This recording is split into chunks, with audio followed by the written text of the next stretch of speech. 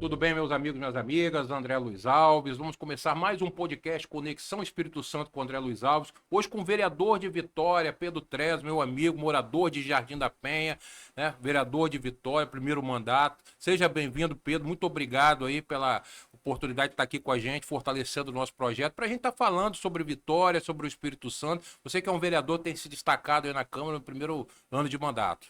Obrigado, meu amigo. Obrigado pela oportunidade de falar um pouquinho de um assunto que eu sei que é comum. Tanto eu quanto vocês somos apaixonados, que é a nossa cidade maravilhosa, Vitória, Ilha do Mel. E sempre que eu chamar para falar um pouquinho tanto do mandato, mas sobretudo da nossa cidade, do futuro de Vitória, para mim é algo que me enche de orgulho. Então, que bom. Aceitei seu convite com muita honra, porque afinal de contas, como você mencionou, eu estou chegando na vida pública, né? Meu primeiro mandato, mas debater um pouquinho contigo, que está nessa luta já há bem mais tempo do que eu. Eu estava na escola, já estava na luta aí para nossa cidade, para o nosso bairro, Jardim da Penha, se tornar continuar o que é bom e se tornar cada vez melhor naquilo que a gente pode melhorar. E sempre quando um político vem aqui, muitas vezes as pessoas estão lá na rede social, vê o Pedro Trez vereador, vê o Pedro Trez hoje com mandato. Mas para a gente começar o bate-bola, quem é o Pedro Trez, um pouco da sua história, o que te motivou a ir para a política? Se você pudesse fazer um breve resumo sobre isso. André, eu sou nascido e criado em Vitória, tenho 31 anos, sou o vereador mais jovem de Vitória. Mas como você está perguntando do Pedro, que não é vereador, eu sou advogado de formação, me formei aqui na Universidade Federal e nunca mesmo, imaginei que eu fosse disputar uma eleição de vereador, que dirá ganhar uma eleição de vereador. E apesar de ser apaixonado por Vitória, era algo que não passava pela minha cabeça. Eu estava muito dedicado à minha carreira profissional. Eu, na verdade, continuo advogando, né? Eu tento fazer esse esforço para não perder de vista que a minha profissão é a advocacia, a política é um exercício cidadão mesmo, né? De sacrifício para a gente melhorar a cidade que a gente vive. Mas antes de ser vereador, eu estava cuidando da minha vida, tenho meu escritório, estava advogando, não pensava nisso. E fui me aproximando da política em 2018, especialmente, foi o ano que eu formei na faculdade. E eu participei muito da campanha presidencial naquele ano. Eu estava preocupadíssimo com os rumos que eu estava vislumbrando que o país ia seguir, e de fato seguiu, infelizmente. E me engajei na campanha do Ciro Gomes. E eu falo isso com muita tranquilidade, é algo público, é o início da minha trajetória na política mesmo, é alguém por quem ainda nutro a mais profunda admiração, apesar de discordar também de algumas posições mais recentes. E nesse processo de me formar, começar a advogar, me filiei a um partido, mesmo assim eu não tinha ainda essa coisa de disputar uma eleição. Sobretudo, tão jovem, estava com 26 anos, 25 anos na época, e especialmente não imaginava em disputar uma eleição para vereador. E aí, André, eu ia apoiar a candidatura de uma amiga minha, ela acabou desistindo da campanha, nosso grupo se forjou na rua mesmo, na campanha do Ciro, e estava tudo mais ou menos encaminhado, grupo e ideia, a gente já sabia mais ou menos por onde que a gente ia circular para poder falar do nosso projeto para Vitória. Minha candidata desistiu, tava tudo mais ou menos encaminhado. Falei, bicho, não vou deixar o bebê ir embora com a água do banho, não. E aí, não tem tu, vai tu mesmo. E aí assumi a candidatura em 2020 já. E cá estamos nós. Foi minha primeira campanha. Eu sei que a gente vai falar um pouquinho disso ainda, mas minha primeira campanha foi em 2020. Um pouco no susto, um pouco em cima da hora.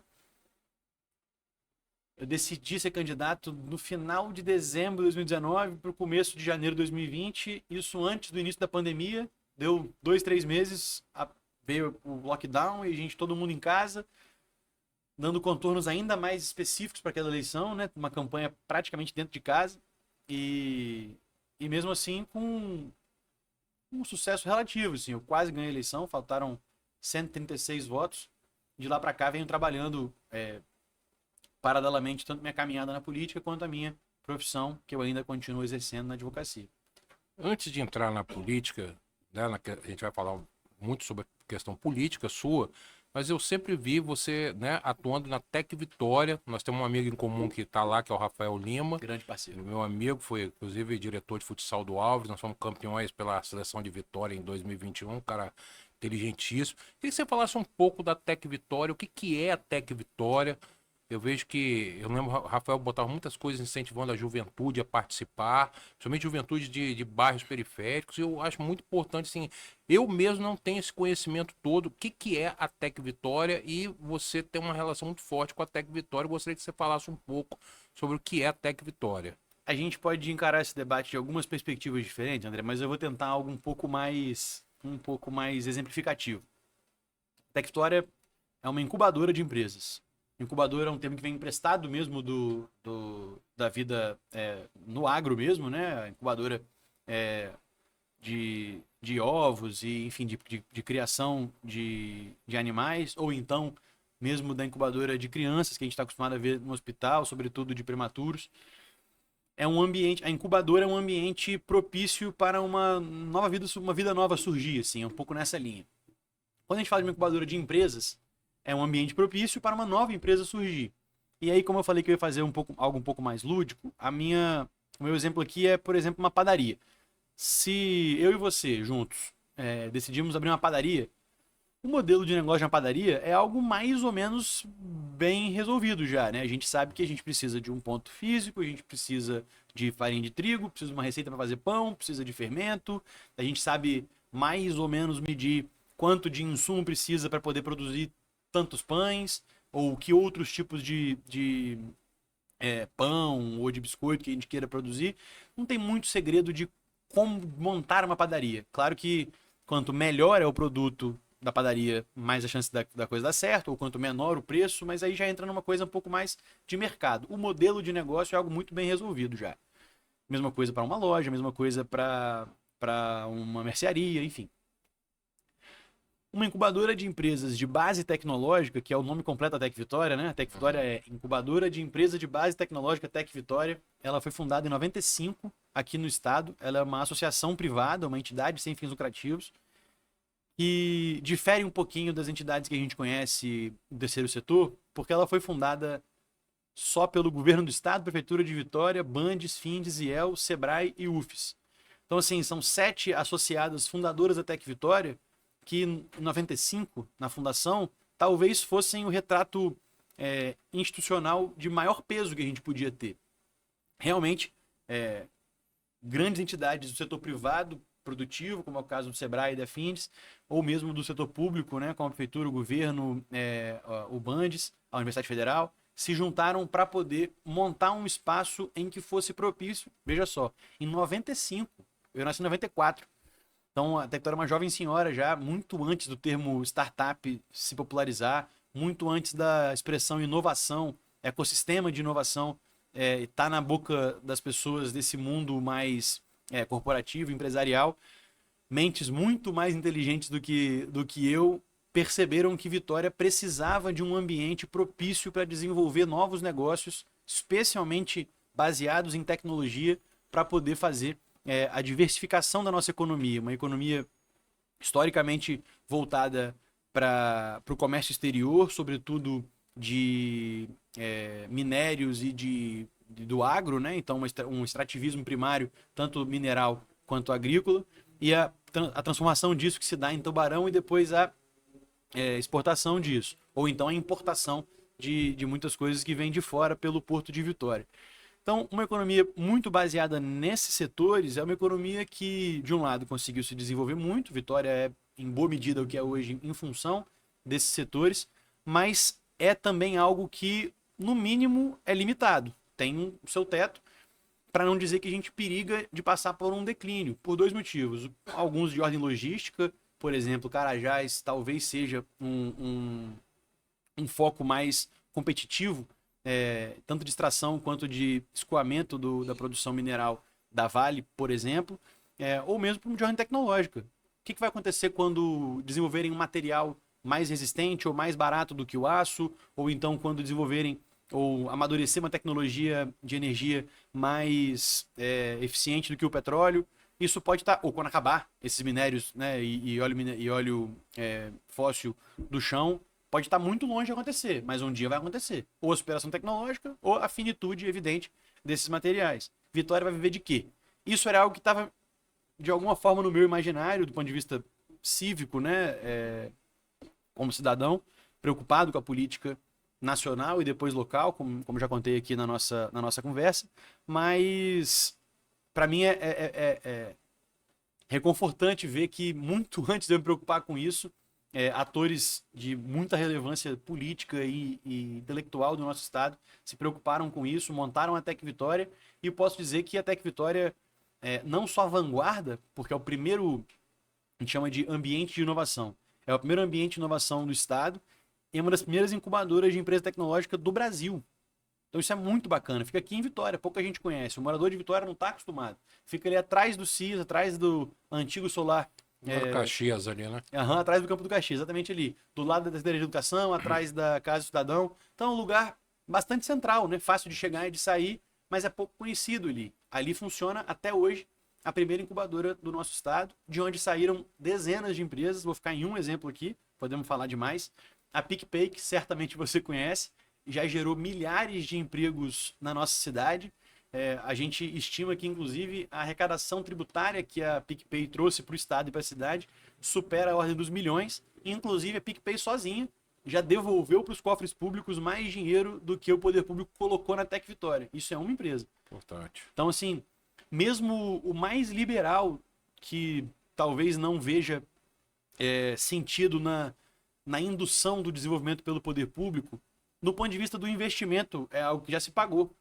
E minha defesa é que a gente invista cada vez mais nessa área por vários motivos, um deles de ordem econômica e financeira para o poder público, mas sobretudo de ordem de geração de emprego e renda, oportunidade, e se a gente juntar essas duas coisas, o fortalecimento do setor de inovação da cidade, do estado, para gerar novas empresas, é bom por vários motivos para a nossa economia. Se a gente juntar isso com a qualificação profissional, especialmente da juventude que está na periferia da cidade, deixada de lado e esquecida pelo poder público, se a gente junta essas duas frentes, cara, e consegue gerar esses empregos e fazer com que a juventude se forme e participe desse processo positivo de desenvolvimento econômico, a gente tem o potencial, inclusive, de melhorar a vida virtualmente de todo mundo que mora em Vitória. Então é um pouco por aí que passa a minha participação pela Tec Vitória. Eu fui diretor jurídico lá e de relações institucionais.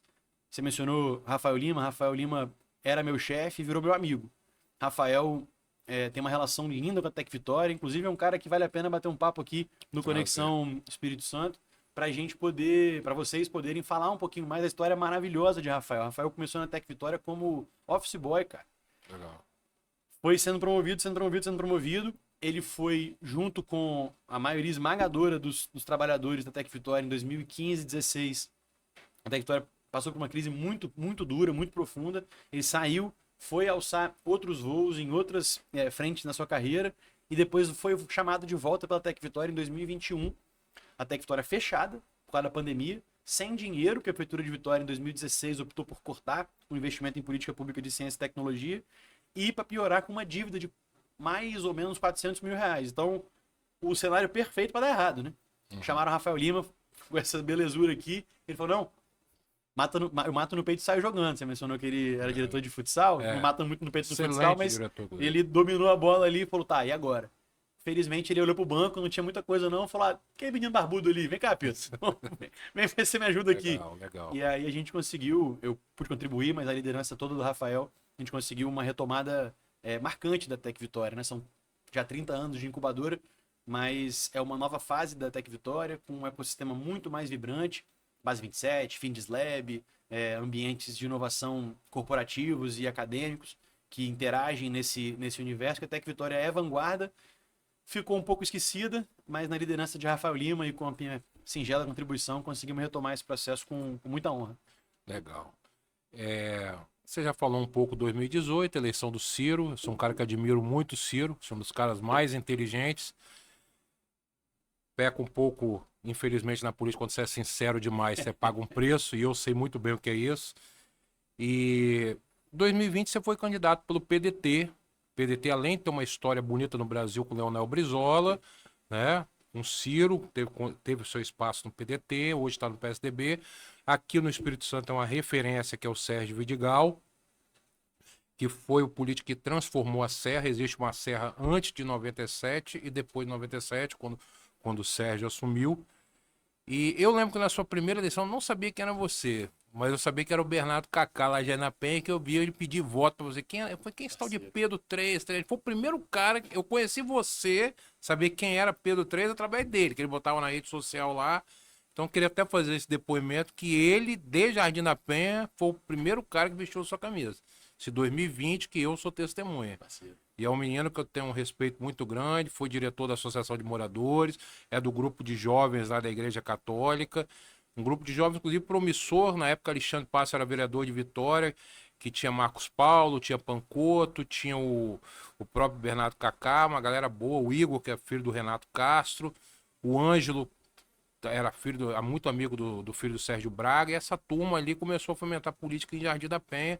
Mas essa sua primeira candidatura, eu lembro muito do Bernardo Kaká pedindo voto para você em Jardim da Penha. E você foi muito bem, que você fez 1.165 votos, você ficou de primeiro suplente, só perdeu a eleição para o Dalto Neves, que era o vereador e que inclusive tinha montado a chapa do PDT. E aí, você, em 2019, eu lembro que teve uma eleição na Anjap, e o Ângelo montou uma chapa, inclusive apoiei, junto com o Marçal. Eu sempre acreditei muito nessa turma nova de Jardim da Penha, o Felipe também ajudou. E aí você veio para Anjap, junto com o Felipe. O pai do Felipe é histórico na Anjap, Ralph. Inclusive, eu falei até a questão do CEMEI Zenaide, que você teve semana passada com o Ricardo Ferraz, que lá foi uma luta da Associação dos Moradores. O Ralph foi muito atuante, foi o melhor conselheiro de educação da associação que teve até hoje. Ralph era muito atuante. Então, se teve reforma do Álvaro de Castro Matos, o Felipe participou também. Existe uma história que essa turma lá da antiga ajudou a construir muito. E o Felipe faz parte dessa história, o Ângelo, e vocês conseguiram uma luta histórica de muitos anos já da Penha. Tem alguns oportunistas no bairro, que eu não vou falar o nome, mas eles sabem quem são, que existe uma luta histórica que era os galpões do IBC. E teve gente ali que foi contra o IFES. Eu acho engraçado, né? Tem gente que fala que é da educação e é contra o IFES dentro de Anapenha. Eu estudei na escola técnica. E aquilo ali foi uma grande conquista da Associação dos Moradores, que ela participou ativamente lá. E eu queria que você falasse um pouco da Associação dos Moradores da Penha. Eu fico muito feliz de ver esse grupo jovem aí tá na associação e você faz parte disso, mesmo sendo vereador. Aquilo ali, para mim, aquela casinha ali foi minha escola política. Eu aprendi muito ali. Anjap tem uma tradição muito grande em Jardim da Penha. Não há uma conquista em Jardim da Penha que não passou pela Anjap. Quando o Luiz Paulo, em 97, quis colocar os espigões dentro de Jardim da Penha, foi a Anjap, fez essa luta com o Rodolfo, com o Otaviano. Existe uma história que eu acho que vocês estão começando a resgatar as tradições da Anjap. Lembrar do Bebeto também, que é o coordenador geral, que é um menino também que tem um futuro muito grande.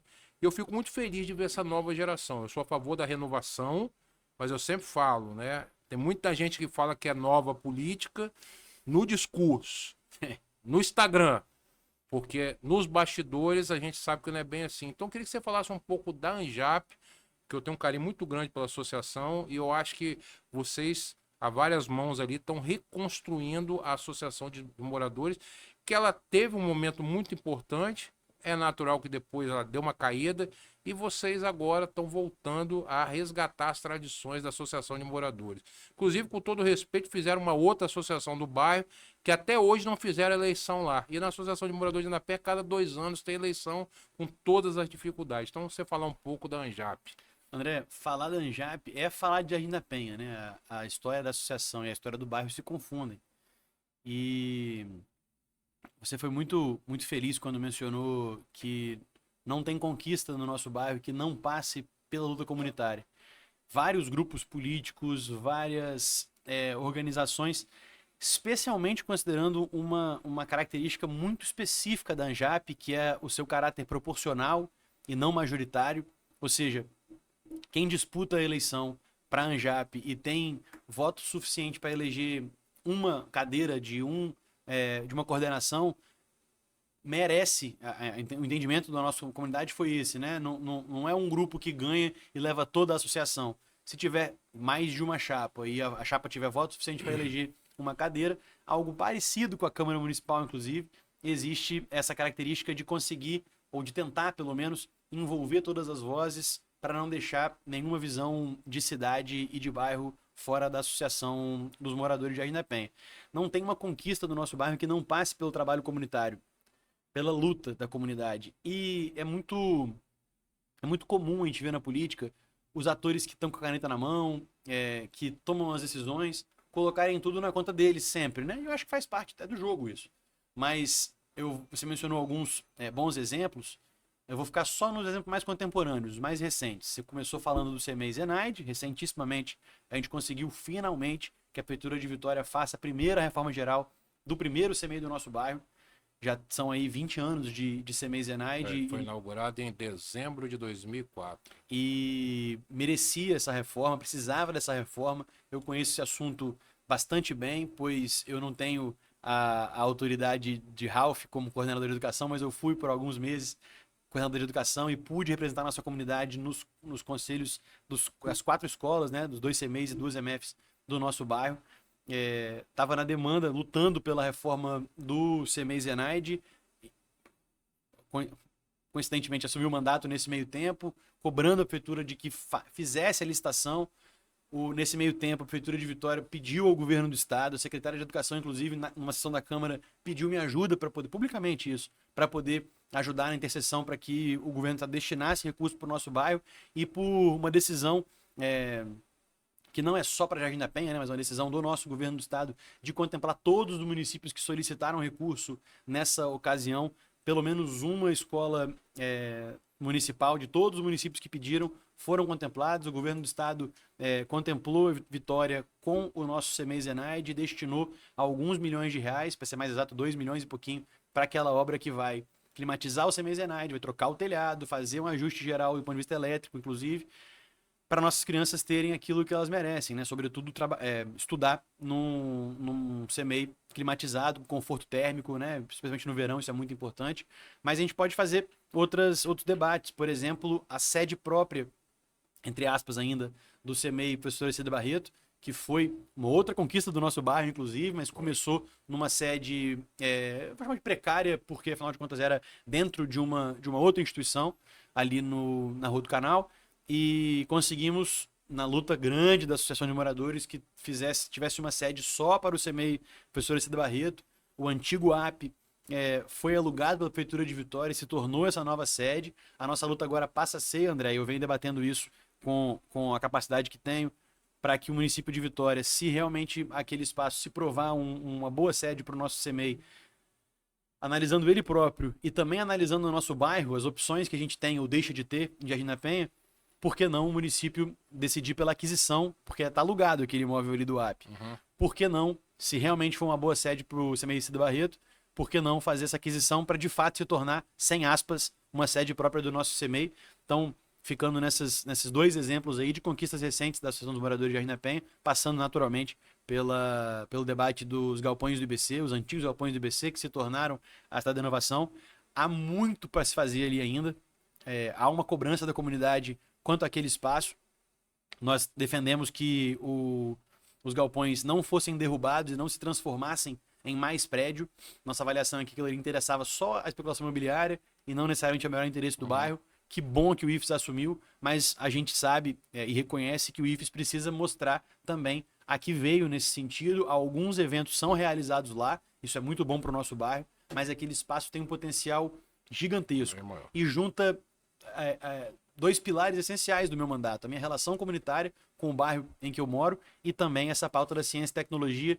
Não sei se é coincidência, porque eu não acredito em coincidências, mas quis o destino que em Jardim da Penha a solução para os galpões do IBC passassem intrinsecamente por essa pauta que eu tanto tenho certeza e tanto defendo, que é o futuro de Vitória, que é o caso da pauta da ciência, tecnologia e inovação.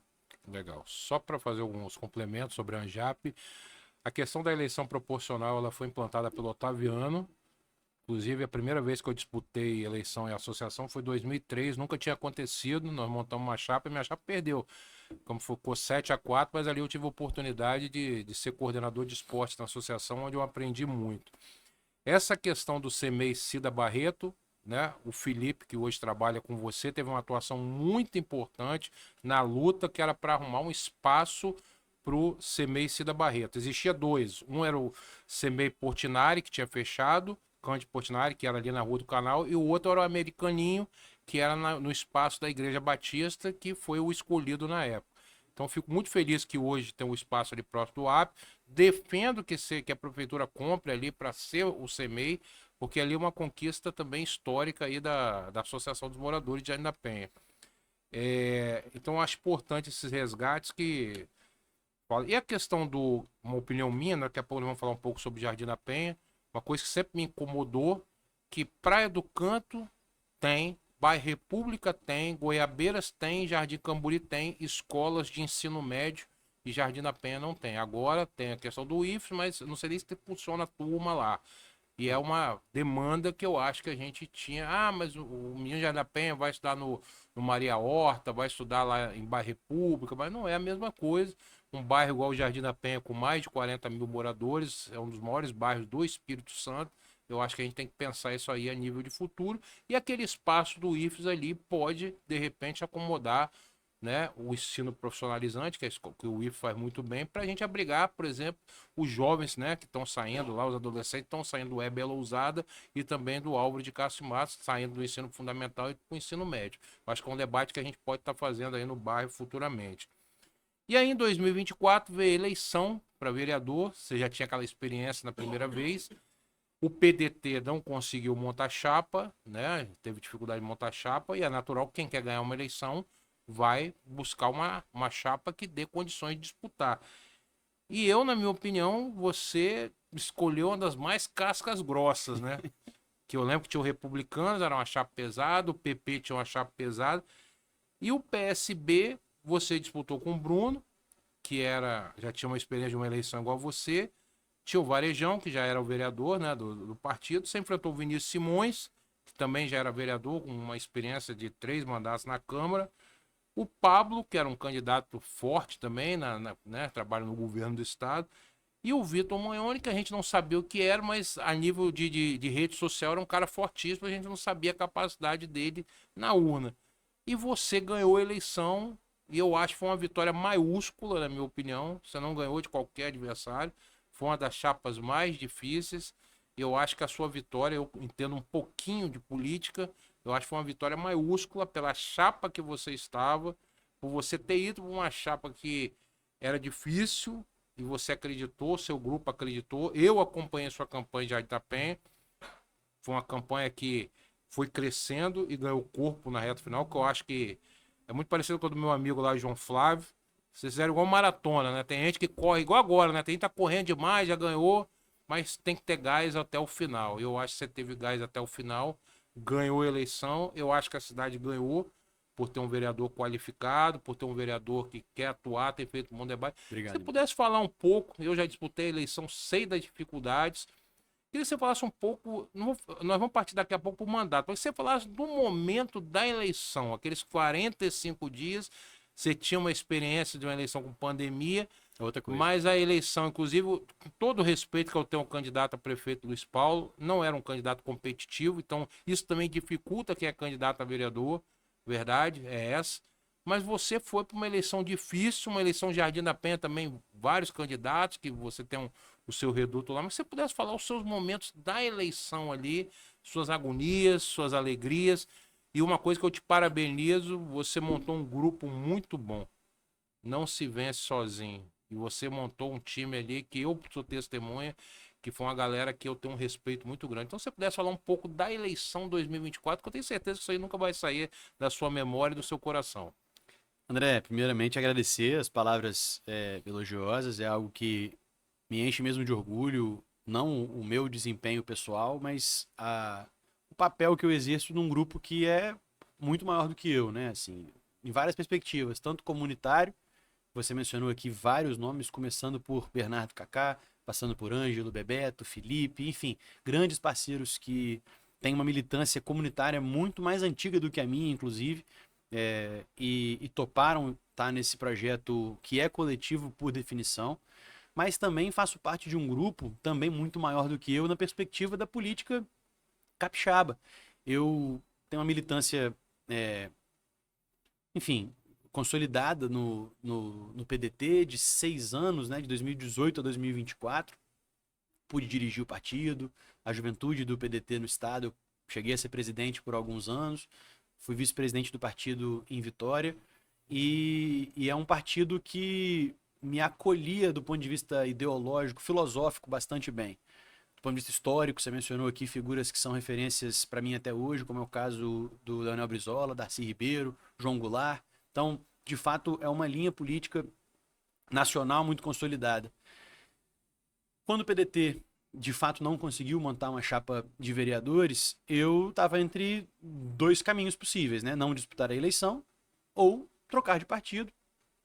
E na hora que o mercado político, né, que os outros partidos percebem que tem candidatos e candidatas que podem fazer esse movimento de trocar de partido, começa um diálogo republicano, natural, de conversar com esses possíveis candidatos, a vereador e vereadora, ou deputado, enfim. E eu realmente conversei e recebi convite para me filiar numa gama alta, grande de partidos, né, que conversaram comigo. E assim, você que disputou a eleição e conhece esse mundo muito bem, existem formas de fazer cálculos matemáticos que te permitem ter um pouco mais de segurança num partido ou em outro. E todo mundo falava comigo a mesma coisa.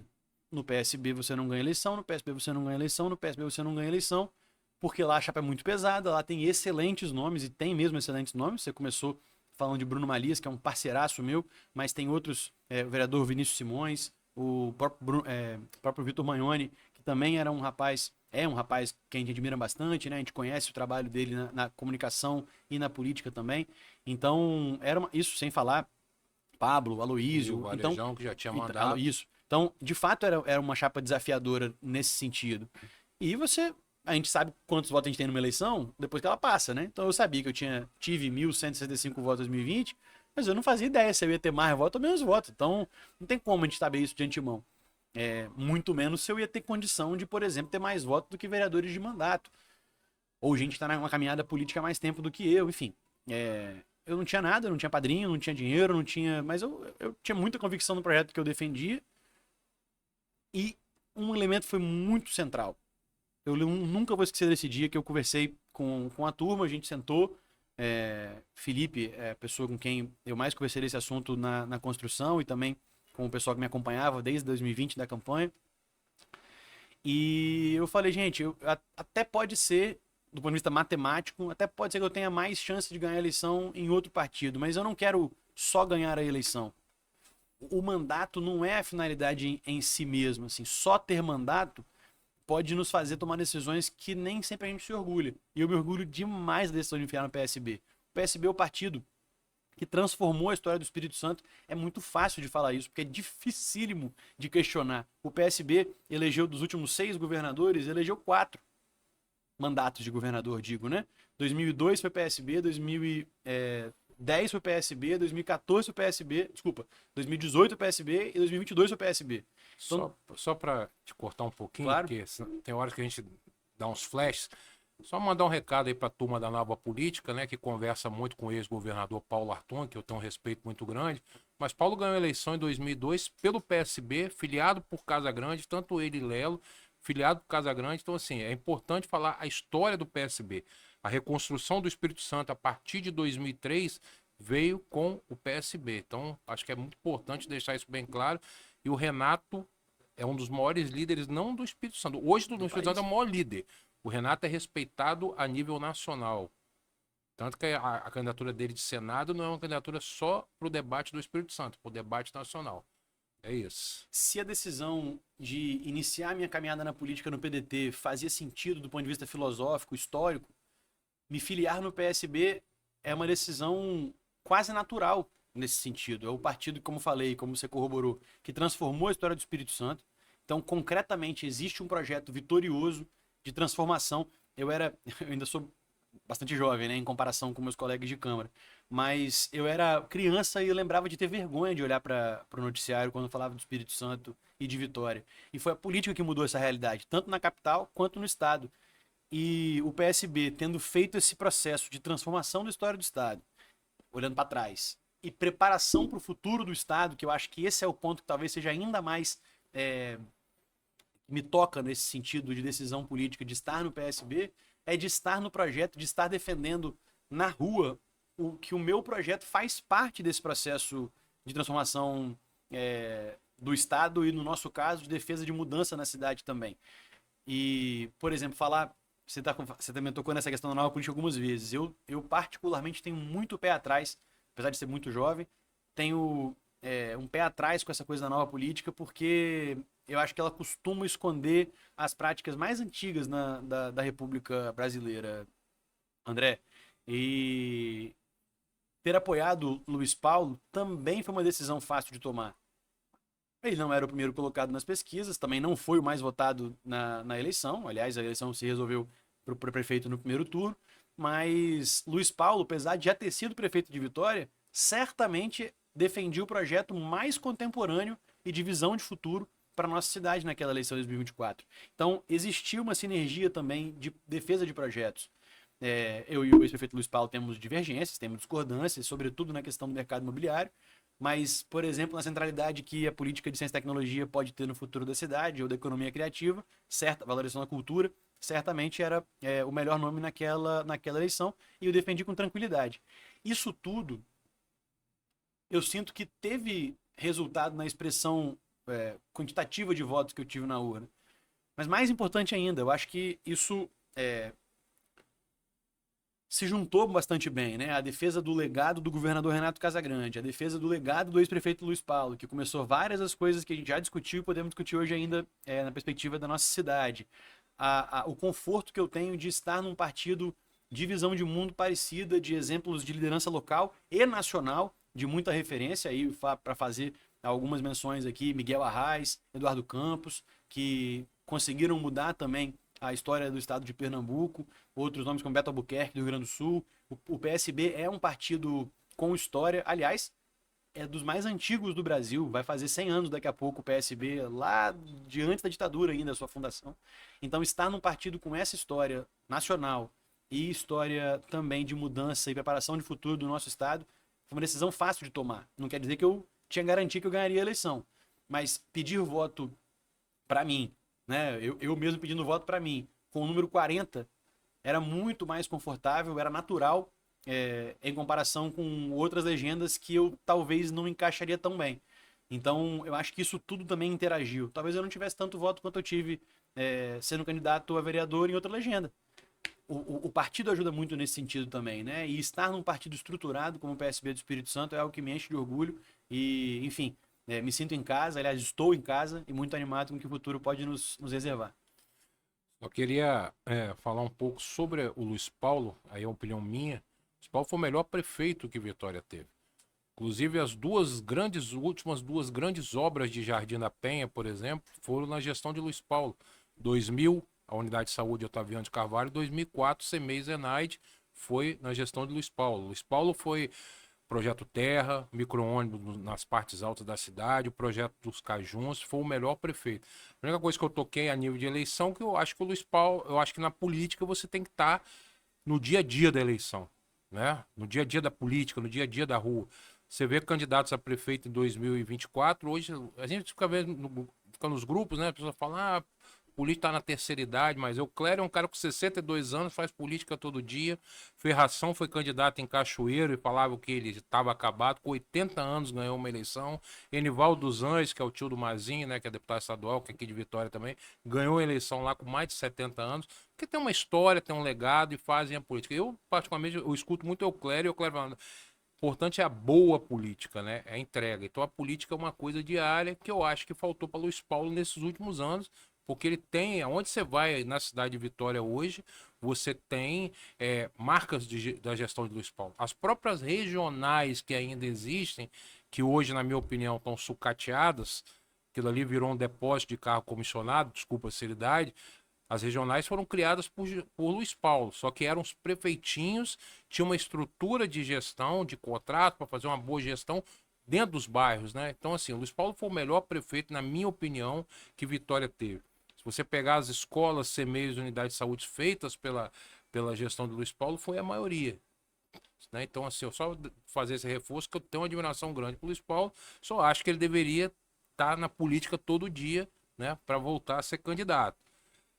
E aí, Pedro, eu queria que você virou vereador de Vitória, a partir do dia 1º de janeiro do ano passado, uma Câmara que aumentou de 15 para 21, com várias cabeças diferentes, várias ideologias diferentes. E aí eu queria que você falasse um pouco do ano passado, primeiro ano, né, de mandato. Você é um cara que faz um debate interessante na cidade de Vitória, e eu gosto disso.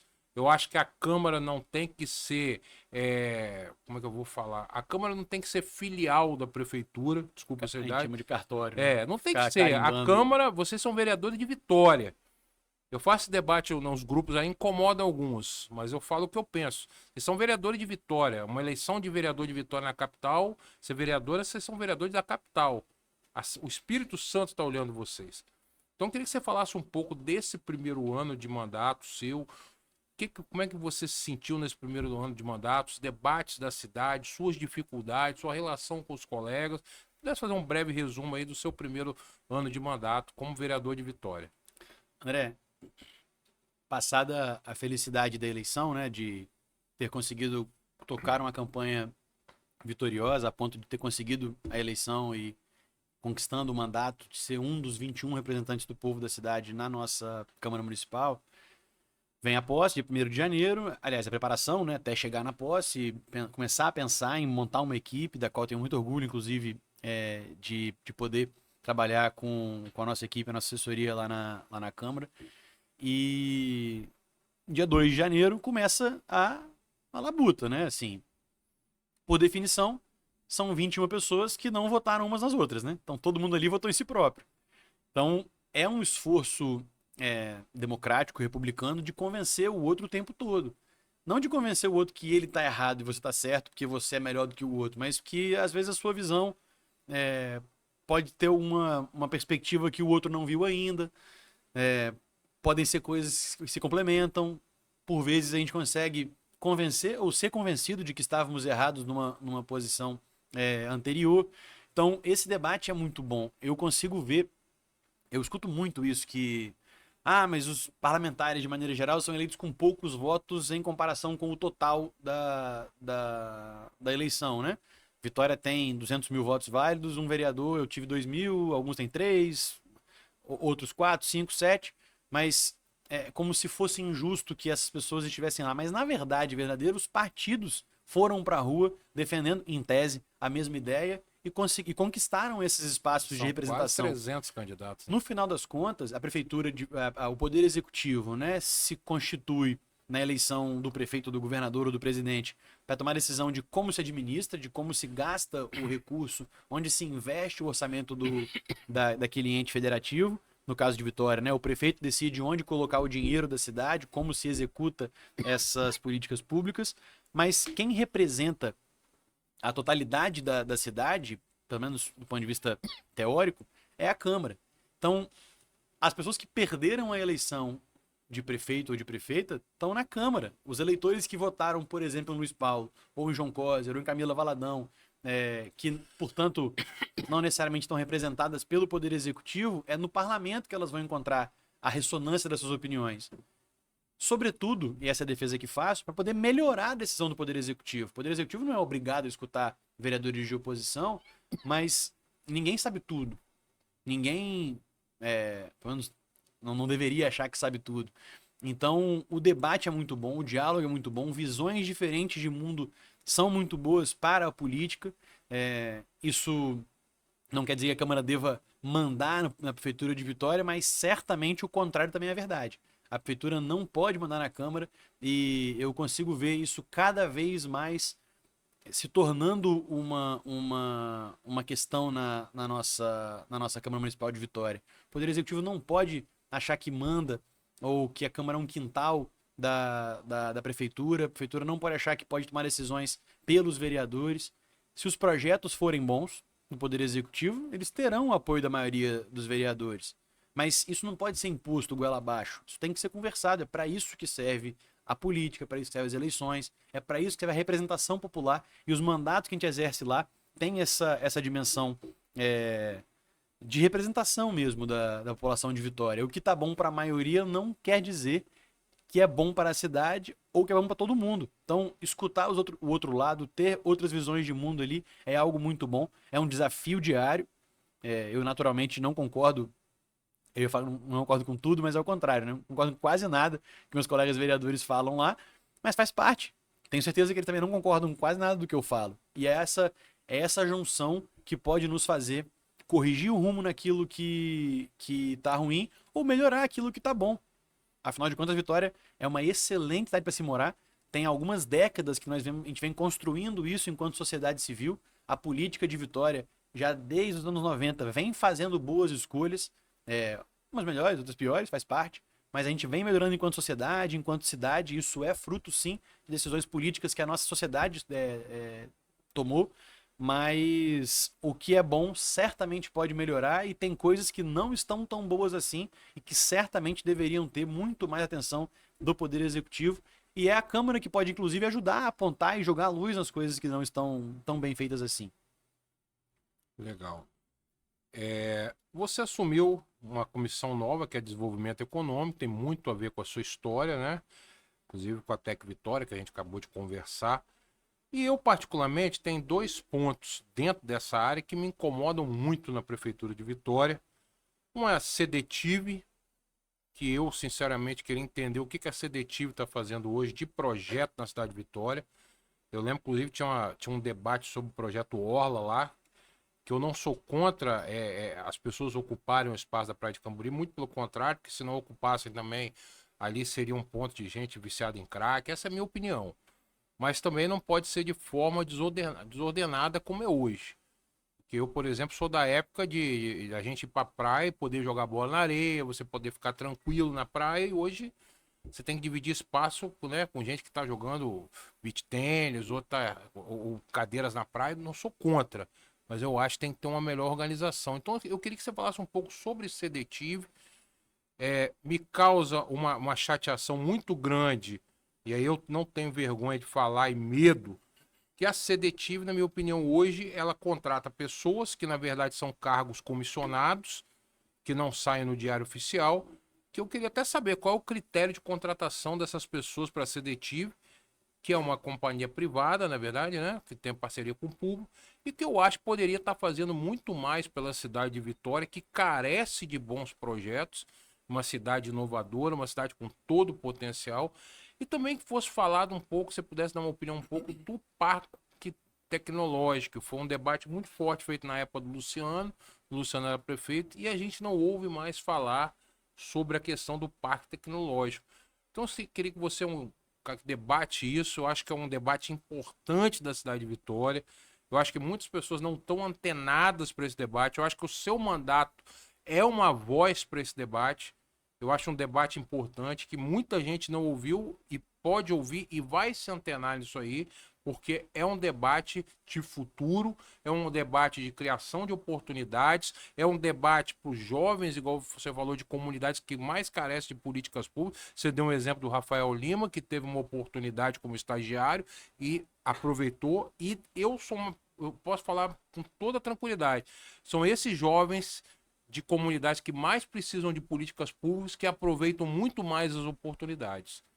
E eu acho que a gente tem que pensar na cidade de Vitória para os próximos 10 anos, 20 anos. É isso aí. E não é só fazer a obra. É muito bonito fazer a obra lá, como foi feito no mercado da Capixaba. É muito lindo. E ficou quase 2 anos aí parado, que agora o governo do estado, semana passada, que assumiu um compromisso. E um ponto só, foi legal a reforma? Foi, era um espaço, estava abandonado. Parabéns à prefeitura. Mas não adianta você fazer uma grande obra se você não planejou o desenvolvimento dia a dia daquela obra. Então eu queria que você falasse um pouco aí da questão da sua comissão de desenvolvimento econômico, um pouco da Sedetive, qual é o seu sentimento Sedetive e como é que está a questão do parque tecnológico. Existe esse debate, ficou por isso mesmo, que eu particularmente não tenho essa informação. André, são várias frentes muito importantes que você coloca nessa sua contribuição de agora, que se eu deixar alguma coisa de fora, você me lembre para eu poder colocar. Acho que sobre cada assunto que você mencionou, tem um pedacinho de contribuição do nosso mandato, pelo menos. E eu vou começar pela Sedetive, antes de falar da comissão, porque foi uma decisão da prefeitura, da gestão anterior, da gestão do Luciano, acabar com a Secretaria de Turismo, na verdade, de Trabalho e Turismo, né? E jogar o T para a CDV. O T de turismo foi parar na CDV, a Companhia de Desenvolvimento de Vitória, que é uma empresa pública já de décadas de história na nossa cidade, inclusive, se não estou enganado, é da gestão do prefeito Luiz Paulo também. E o Luciano Rezende manda a parte de turismo da prefeitura para a Companhia de Desenvolvimento, que vira Sedetiv, Companhia de Desenvolvimento, Turismo e Inovação de Vitória. Isso não é, um detalhe trivial, isso é algo essencial para o debate, para entender como chegamos aqui e por que paramos onde paramos em alguns assuntos importantes para a nossa cidade, como, por exemplo, o Parque Tecnológico. Eu defendo que a Sedetiv continue chamando Sedetiv, mas que o T de turismo vire tecnologia, Companhia de Desenvolvimento, Tecnologia e Inovação de Vitória, para que ela se dedique exclusivamente ao desenvolvimento econômico da cidade, passando pela política de tecnologia, de ciência, tecnologia e inovação, pela política de economia criativa, que tem uma relação com o turismo, mas são coisas diferentes, e essencialmente para que a política de turismo volte a ter a centralidade que ela merece pelo Poder Executivo, por exemplo, numa pasta, numa secretaria só para ela. Afinal de contas, é uma defesa do nosso Estado, inclusive, de que esse é um caminho importante para a nossa economia a nível de Espírito Santo e certamente também a nível municipal aqui em Vitória. Então, a Sedetiv, eu sou um defensor da companhia. Eu acho que ela pode ser muito mais forte e muito mais central no desenvolvimento e na execução de políticas públicas de desenvolvimento econômico, que é o assunto da nossa comissão. E ela, infelizmente, eu acho que por uma questão de falta de visão mesmo, de prioridade do Poder Executivo, da Prefeitura, do prefeito Lorenzo Pasolini. Deixa eu fazer uma pergunta, André. Você tem empresa? Tem. Nada na sua empresa... O próprio podcast faz parte do projeto da minha empresa. Nada na empresa que o André é dono acontece sem o André querer. Uhum. A Sedetiv nada mais é do que uma empresa pública. Ela pode ter seus defeitos e suas virtudes, mas nada acontece, ou deixa acontecer na empresa pública, sem que o sócio, o acionista desse caso da empresa, que é o povo de Vitória, representado nesse caso específico pelo prefeito Lorenzo Pasolini, nada acontece ou deixa acontecer ali sem a decisão estratégica, pelo menos, do dono, do acionista. O prefeito não é o dono da empresa, mas ele representa o dono, que é o povo de Vitória nesse caso. Então, tudo que é feito na companhia, ou tudo que não é feito, e esse é centralmente a nossa crítica na política de Vitória hoje, por exemplo, é a falta de prioridade, a falta de investimento, a falta de estrutura que a companhia tem para fazer aquilo que ela poderia fazer de melhor. Você mencionou o Projeto Orla.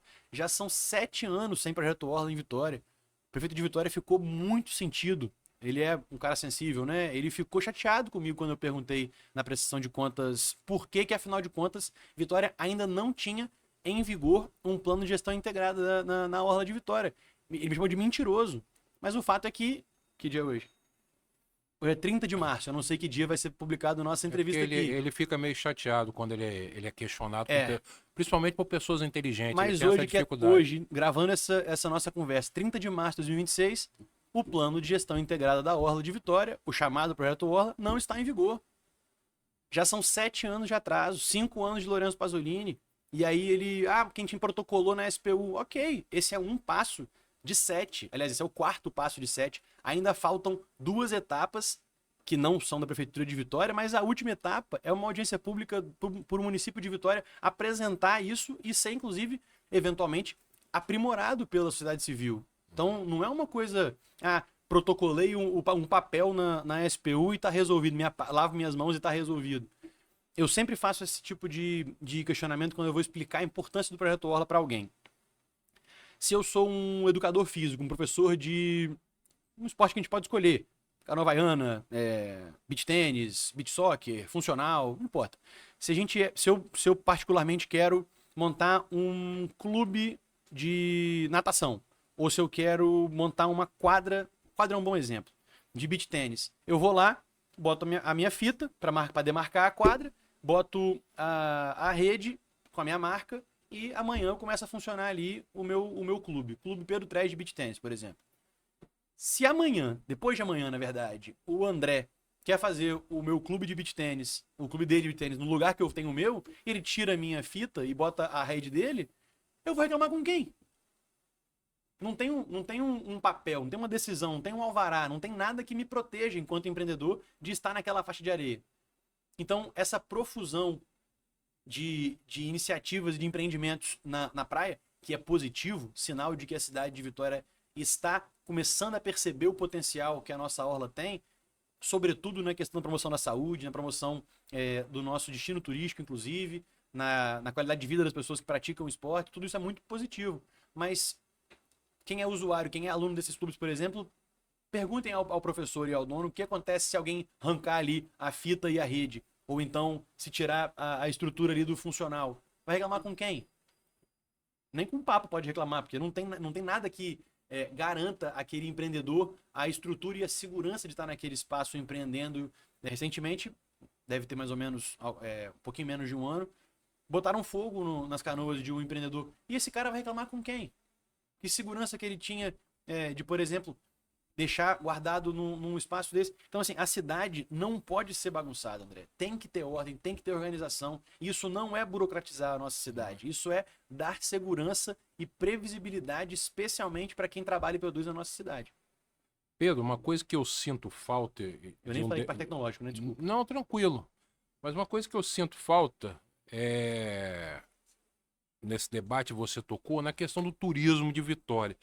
O prefeito fica meio chateado comigo que eu vou lá e coloco o valor dos shows do Réveillon, da Arena de Verão nas redes sociais. A gente não sabe, né? Igual Elba Ramalho, 430 mil, El Chan, 230. Eu não sou contra shows. Só que se gastou, por exemplo, agora mais de 3 milhões com shows, que não são gratuitos. São shows pagos com dinheiro público. E ele teme falar que aquilo ali é importante para o turismo de Vitória, que enche a Praia de Camburi. Eu moro em Vitória há 50 anos e eu conheço ali a Praia de Camburi. A Praia de Camburi, no Réveillon, as pessoas, na minha opinião, elas não vão por causa do show da Elba Ramalho. Elas vão por causa do fogos de artifício e quando alugava as tendas, as pessoas gostam de ficar nas tendas, reunir a família. Isso é uma característica de muitos anos. A rede hoteleira, se você vai lá no Google e puxa ocupação dos hotéis, na época do Luciano, ela já era muito bem ocupada.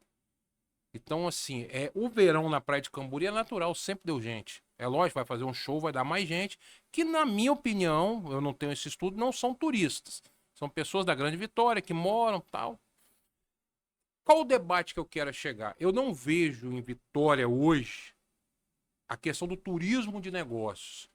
Se investiu mais de 3 milhões com shows, que a Elba Ramalho veio aqui, cantou 1h30, 435 mil reais no bolso e vai embora. Ah, mas deu uma visibilidade que ela botou no Instagram dela lá. De repente, esse dinheiro, vou botar 3 milhões aí, um investimento, não poderia ser construído um centro de convenções municipal, que aliás tinha esse projeto na época da gestão COSA, que seria feito ali na área do aeroporto, e trazer, por exemplo, gastou-se 3 milhões em shows, a gente não poderia estar trazendo eventos de turismo de negócio, eventos de conselhos regionais, nacionais, de medicina, de outras áreas, e trazer os turistas para ficar aqui em Vitória durante a semana, porque as pessoas iriam ficar nos hotéis, as pessoas iriam consumir nos restaurantes, as pessoas iam usar o táxi, o Uber, as pessoas iam consumir nos comércios, de repente, aqui de Vitória. Eu queria que você falasse um pouco a sua visão de turismo, o que a gente pode evoluir na cidade de Vitória. Estou falando como um cidadão, não é minha área específica, mas é uma coisa que eu estou falando porque eu lembro que eu trabalhei na churrascaria Minuano e eu lembro que tinha feira de mármore e granito, era no pavilhão de Carapina. E segunda-feira o Fabiano abria a churrascaria Minuano e o movimento da segunda-feira, por causa da feira de mármore e granito, era o movimento de domingo. Então, quer dizer, um evento, uma segunda-feira, você vê a proporção. Então, só naquele exemplo, eu sempre lembro, por que não pode ter mais eventos daquele nível na cidade de Vitória? Hoje não tem, porque não tem mais a feira de Margarida, não é mais no pavilhão, acho que nem está mais aqui no Espírito Santo. Mas eu queria que você falasse um pouco sobre essa questão do turismo, que eu enxergo, que eu acho que o turismo de negócios é importante. Eu acho que Vitória tem essa vocação, tem uma cidade bonita. Vitória é uma vocação também muito grande para turismo de eventos. E assim, eu queria que você pudesse falar um pouco sobre o turismo, que eu acho que tem a ver com essa comissão que você hoje está na frente de desenvolvimento econômico. Tem tudo a ver, André. Tem tudo a ver. Para começar a resposta, eu preciso deixar uma coisa muito clara. Eu não sou contra fogos de artifício no Réveillon, eu não sou contra a Vila de Páscoa do Coelhinho aqui em Vitória, eu não sou contra a Casa do Papai Noel, eu não sou contra os shows. Eu acho que essas coisas aqui, elas podem ser úteis para a cidade. Podem ser. Gasta-se, como você bem mencionou, um caminhão de dinheiro. São milhões e milhões e milhões de reais. É na ordem de... Essas coisas que eu mencionei aqui estão na casa de dezenas de milhões de reais somadas, né? Vai para a de verão, que também tem outros efeitos positivos possíveis, né? Não só culturais, como também de prática esportiva. Mas isso está tudo desconectado. E isso é o grande ponto da nossa crítica política, que foi resultar na criação na Comissão de Desenvolvimento Econômico na Câmara de Vitória. Quando eu cheguei na Câmara, muito dedicado a debater esses assuntos de ciência, tecnologia e inovação, de economia criativa, de turismo, de planejamento da cidade, especialmente isso. Vitória não tem, há muito tempo, um planejamento de longo prazo. Longo prazo de verdade, tá, André? O último é o Vitória do Futuro, onipresente na nossa conversa, prefeito Luiz Paulo. Lá nos anos 90, com o prefeito Luiz Paulo Veloso Lucas, foi feito um planejamento de 20 anos, se eu não estou enganado, que é o Vitória do Futuro. E o futuro já chegou, né? A gente já está nos 20 anos depois desse planejamento. Esse planejamento se esgotou no tempo, a gente conseguiu avançar em muitas frentes, ele saturou e a gente precisa de um novo projeto de para onde vamos, né, no lugar. Infelizmente, a Prefeitura de Vitória, quando eu cheguei, não tinha nenhum. E agora, com a minha chegada, não sei se por coincidência ou não, já falei que eu não acredito em coincidência, foi publicado um planejamento de 5 anos. Eu acho pouco, mas é melhor um de 5 anos do que não ter nada. Lógico. É o que eles chamaram de Vitória 2030. Eles publicaram só a versão sintética do plano. Estou ainda tentando encontrar e ter acesso à versão completa. Também alguns milhões de... aliás, algumas centenas de milhares de reais que foram destinados a esse planejamento. Eu quero ainda conhecê-lo com um pouco mais de detalhe, mas eu acho que é um bom sinal na direção certa. Talvez a gente ainda tenha um caminho grande pela frente para percorrer, mas é isso que me incomoda nessa atual gestão de Vitória. A falta de planejamento. A gente não sabe para onde vai. Se perguntar para um secretário ou secretária uma visão clara de para onde essa administração quer levar a Vitória, não se tem essa resposta. A gente vai passar, daqui a pouquinho, por um processo turbulento com a reforma tributária, que também vai impactar a nossa receita municipal, né? A quantidade de dinheiro que o município tem disponível no cofre para poder fazer política de educação, de saúde, de segurança, de meio ambiente, de cultura, de tecnologia. Então isso tudo vai ter um impacto negativo, se prevê, na década que vem, né? Em 2032 para frente. E a Prefeitura de Vitória não reage. Cariacica voando. Serra já passou a gente, inclusive nessa administração, né? O prefeito de Vitória, Lorenzo Pasolini, é o responsável por nós não sermos mais a maior economia do estado, e pode ser que não se torne, que perca o segundo lugar também para Cariacica. Os dados do PIB que foram soltados previamente, imagina-se que Cariacica já pode passar agora, e se não passar agora, passará no curto prazo, como segunda maior economia do estado. Vitória vai parar onde desse jeito? Vitória tem condição, e o turismo é um caminho para isso, para voltar a ser a economia pujante, vibrante, dinâmica que já foi no passado. O turismo, André, ele não cai do céu. Você colocou a questão do turismo de negócios. Vitória não será priorizada ou lembrada por eventos de grande porte se não houver um esforço estruturado do município de se divulgar, de estar nesses centros comerciais, nos centros empresariais do Brasil ou em outros lugares que não só aqui no Espírito Santo, se divulgando. Eventos, simpósios nacionais, congressos regionais, tem formas de fazer isso. Você mencionou o turismo de negócios. A gente pode também falar do turismo esportivo. Isso vem crescendo também com algum grau de organicidade, mas pode ser ainda melhor e maior. Depende de uma decisão política da prefeitura, do prefeito Lorenzo Pasolini ou de quem quer que venha sucedê-lo nessa cadeira. E eu chego, afinal de contas, no turismo comum, entre aspas, né? No turista que quer vir conhecer mesmo. Nunca alguém vai querer conhecer uma cidade se ele não souber que ela existe. A forma de saber que uma cidade existe, que é um destino turístico, é ela própria se divulgar, fazer campanhas. A gente não precisa ir agora fazer campanha internacional para divulgar a Vitória. Mas sempre que vem alguém de fora aqui, por exemplo, no turismo corporativo, empresarial, que não tinha vindo em Vitória ainda, fica surpreso.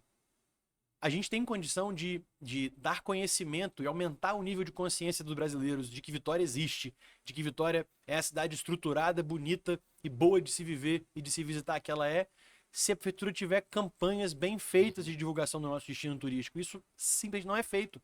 Se é feito, ninguém apresentou ainda a execução disso. No orçamento do município, dos 4 bilhões com B de bola, alguma coisa próxima, um pouquinho mais de 4 milhões está prevista para o turismo. É pouco. Dentro desse investimento no turismo, ainda se você vai investigá-lo mais a fundo, também nem é para divulgação do nosso destino. Então falta uma visão um pouco mais estruturada e eu volto a falar. Falta planejamento para o município se divulgar como destino turístico, ou se desenvolver como ecossistema de inovação, ou fortalecer, por exemplo, sua característica de comércio exterior, se essa for a decisão. Enfim, o que falta é decisão política e dizer claramente para a nossa sociedade para onde a prefeitura, para onde o prefeito Pasolini gostaria de levar a nossa sociedade. Aí falo do Pasolini, porque é o prefeito atual, mas isso também estará em debate nos próximos anos, na eleição que vem. Enfim, a gente precisa, e esse é um pouco do meu esforço na Comissão de Desenvolvimento Econômico, trazer esse sonho de futuro. Não o sonho inatingível, mas o horizonte que a gente quer perseguir para chegar. Vitória é uma cidade incrível de se morar, mas se a gente não fizer nada, vai piorando, vai piorando, vai piorando, vai piorando, a ponto de, quem sabe, perder esse posto de uma das melhores cidades de se morar no país. Já não é mais a maior economia do estado. Isso tudo tem consequência, tá tudo meio interligado, né? Da condição de produzir, de trabalhar, de ganhar dinheiro, de morar em Vitória, de estudar aqui, de visitar a cidade. Então, tudo isso acaba entrando nessa estratégia, ou na minha avaliação, a falta de estratégia política e de futuro da cidade, que infelizmente ainda nos acompanha pela Prefeitura de Vitória. Fazer só uma colocação aí, você falou uma coisa interessante, né? Não se divulga a cidade de Vitória para o turismo, mas ao mesmo tempo, no início do ano passado, injetaram um bom recurso lá na Segov, na questão de comunicação, né? Para financiar um monte de portais aí, para falar bem da prefeitura e fazer uma pré-campanha de governador, né? Inclusive atacando os adversários. Eu acho curioso isso aí. Nosso mandato, André, propôs 2 emendas ao orçamento do município no final do ano passado para valer esse ano, né? Uhum. Uma de autoria do vereador Bruno Malias e eu fui coautor, e outra de autoria minha e Bruno Malias foi coautor. Mostrando, inclusive, o nosso alinhamento do ponto de vista político-partidário. Bruno propôs e eu assinei uma emenda para poder incrementar o valor no turismo, e eu propus e Bruno veio junto como coautor uma emenda para incrementar o valor do orçamento na ciência, tecnologia e inovação. E para você fazer uma emenda ao orçamento, você não pode dizer para onde vai sem dizer de onde sai o dinheiro. E justamente essa verba, que na minha avaliação era uma verba não grande por si só, mas em comparação, por exemplo, são 10 milhões, se não me falha a memória, em divulgação institucional prevista na Segov para o ano de 26.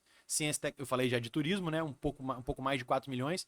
Ciência e tecnologia, menos de 2 milhões. Então, se somar o investimento previsto, orçado no município de ciência e tecnologia e de turismo, já não bate o valor previsto para propaganda institucional na Segov. Então, não é uma crítica aos shows, não é uma crítica ao Réveillon, à Vila de Páscoa, ao Natal por si só. É como que se prioriza esse tipo de coisa, esse tipo de despesa, a propaganda institucional, a divulgação institucional da prefeitura. É como se prioriza esse tipo de iniciativa, que é bonita na foto, é bonita no jornal, mas que, infelizmente, na hora de você espremer e ver o que sai de caldo ali é pouco. Então, investir em ciência e tecnologia, investir em turismo, pode fazer parte desse investimento, os 3,7 milhões de reais que o Coelhinho da Páscoa, pelo visto, mereceu para poder montar a Vila de Páscoa esse ano aqui em Vitória. Inclusive com inexigibilidade de chamamento público. Mas por que ciência e tecnologia no ano inteiro não chega nem perto desse valor? Por vezes na metade. Então, esse debate que eu acho que a gente ainda precisa encaixar um pouco melhor, e que bom que a nossa comissão existe para isso lá na Câmara. Você não acha que esse debate, eu estou falando como cidadão, tem muitas coisas que você está falando para mim que é novidade, olha que eu acompanho, hein? Você não acha que esse debate também poderia sair um pouco mais para fora, que as pessoas tivessem conhecimento? Por que eu estou falando isso? Eu boto muito no meu story, que aí a turma da guerrilha lá não tem como me perturbar um pouco, né? Quando eu boto na questão dos valores dos shows, amigos pessoais meus, mesmo que não tem. André, você tá brincando? Eu falei, não, meu amigo, vai estar no diário oficial. É só você ir lá e você ver. Então, a população, ela não acompanha muito isso aí, entendeu, Pedro? Na minha opinião. Então, eu acho que é um trabalho importante para você, como vereador, que isso seja mais nítido. Ó, nós fizemos uma emenda, que você é um vereador de Vitória, vereador capital, muito bem votado. Bruno me falou também essa questão de emenda, tinha colocado a emenda do esporte. Porque vocês têm uma voz ativa na cidade de Vitória, vocês são vereadores que formam opinião. Eu acho que essa informação ela tem que ter uma publicidade maior para que as pessoas tenham consciência de como está sendo gasto o recurso público da cidade de Vitória. Porque o carnê de IPTU chegou para todo mundo. Então eu acho importante isso aí. Queria que você falasse um pouco, que a gente acabou pulando, só um breve resumo, como é que está a situação do Parque Tecnológico, que eu acho importante falar sobre isso. André, no seu comentário da divulgação disso para a cidade, eu não sou um cara muito vocacionado para gritaria, né? Eu grito muito pouco. Não, mas não é gritaria, calma. não. Eu acho importante. É porque, assim, o que eu vou dizer, a próxima coisa que eu vou dizer é que eu não grito, mas eu me esguelo tentando chegar na população esse tipo de informação, da falta de prioridade, da falta de investimento em assuntos que são estratégicos para o nosso futuro e a falta de planejamento de longo prazo do nosso município. Mas nós somos vozes, né? Você com o podcast, com o trabalho que você já faz há tanto tempo na política, eu agora no mandato, a gente vai somando esses esforços para ver se a gente consegue aumentar esse nível de consciência da população de Vitória sobre esse tipo de questão. Mas seria muito bom contar com a imprensa tradicional também, ajudando a divulgar esse tipo de informação, pois afinal de contas, o Bom Dia Espírito Santo, por exemplo, ou outros jornais da imprensa tradicional, entram na casa das pessoas todos os dias por 1 hora. E isso, infelizmente, ainda não conseguiu chegar nesses veículos de comunicação. Quem sabe a gente não consegue convencê-los a mostrar esses outros lados, né, que são importantes também.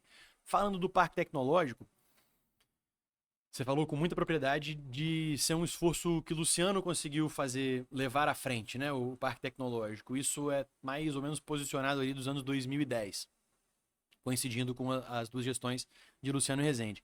Mas esse debate na cidade de Vitória começa, e tem matérias jornalísticas sobre isso, nos anos 90.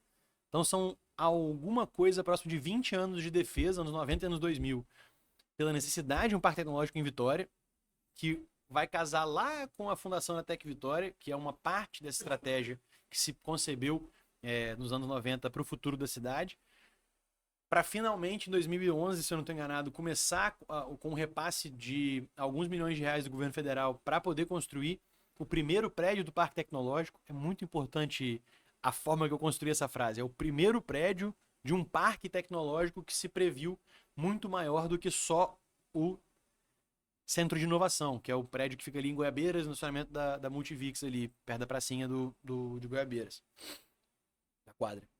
E a Prefeitura de Vitória, a duras penas, na gestão do Luciano, conseguiu avançar muito com aquela obra daquele prédio.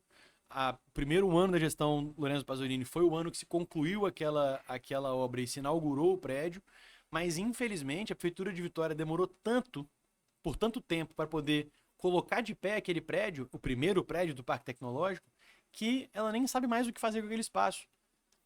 Não se tem notícia mais de construir os outros prédios e espaços previstos no Parque Tecnológico, que é algo muito mais robusto e complexo que só um prédio. E a prefeitura não sabe nem o que fazer com o Centro de Inovação.